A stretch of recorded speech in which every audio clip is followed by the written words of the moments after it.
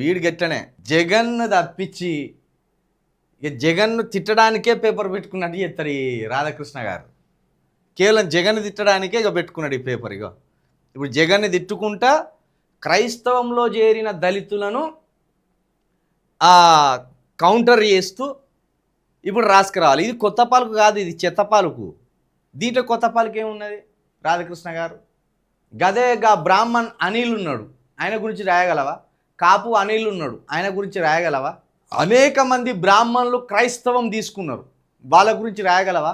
లేకపోతే అసలు ఈ భారతదేశంలో మొట్టమొదట క్రైస్తవులుగా మారింది ఎవరో, వాళ్ళ గురించి ఒక కొత్త విషయాన్ని బయటికి తీసి రాయగలవా?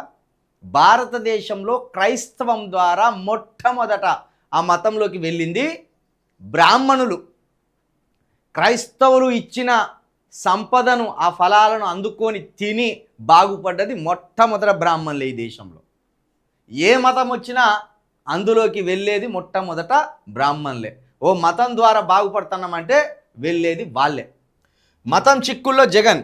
ఏపీలో ఎక్కువ మంది దళితులు క్రైస్తవ మతం స్వీకరించి ఆచరిస్తున్నారు. ఒక్క ఏపీలోనే కాదు, తెలంగాణలో కూడా మాల మాదిగలు చాలామంది కూడా క్రైస్తవంలోనే ఉన్నారు. అయితే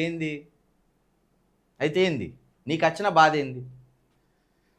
అయితే రిజర్వేషన్లతో పాటు సంబంధిత చట్టాల కింద ఇతర ప్రయోజనాలు పొందేందుకు తాము క్రైస్తవులమని అధికారికంగా ప్రకటించుకోవడం లేదు. ఎందుకు చెప్పుకోవాలి? నాది మతం అని ఎందుకు చెప్పుకోవాలి? ఆల్రెడీ కులమే ఉండే. నీకో కులం ఉన్నది, మాకో కులం ఉన్నది, సమాజంలో ఉన్న వాళ్ళందరికీ ఒక కులం ఉన్నది. ఆ కులం పోతుందా?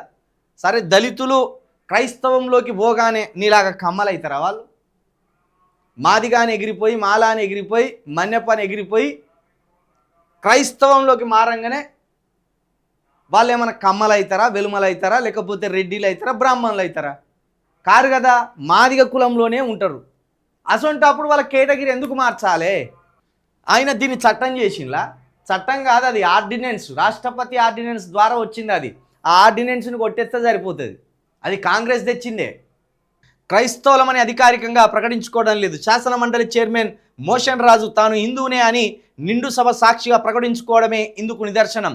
దళితులు తమను తాము క్రైస్తవులుగా ప్రకటించుకుంటే బీసీలుగా మారిపోతారు, ఆ కోట కింద రిజర్వేషన్లు పొందుతారు. ఈ కారణంగానే యేసు మాత్రమే నిజమైన దేవుడని ప్రకటించుకుంటూనే తాము హిందువులమని చెప్పుకుంటున్నారు.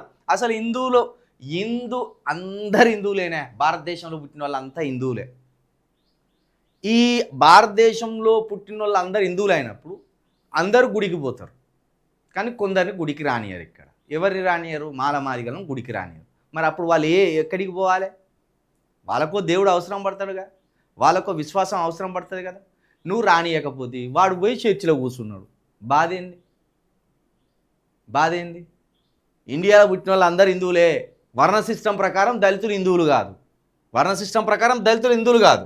యేసు నిజమైన దేవుడే, వెంకటేశ్వర స్వామి నిజమైన దేవుడే, రాముడు నిజమైన దేవుడే, అల్లా నిజమైన దేవుడే, ఉన్న మొత్తం దేవుళ్ళంతా నిజమైన దేవులే. బాధ ఏంది?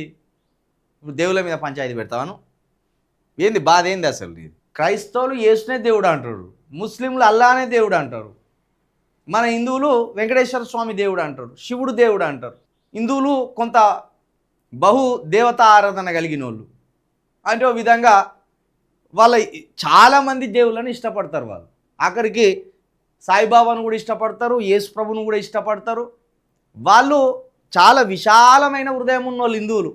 ఇగో ఈ రాధాకృష్ణ లెక్క, అటు పవన్ కళ్యాణ్ లెక్క కొంత సైక్ ఉండరు. వాళ్ళు విశాలమైన హృదయం ఉన్నోళ్ళు.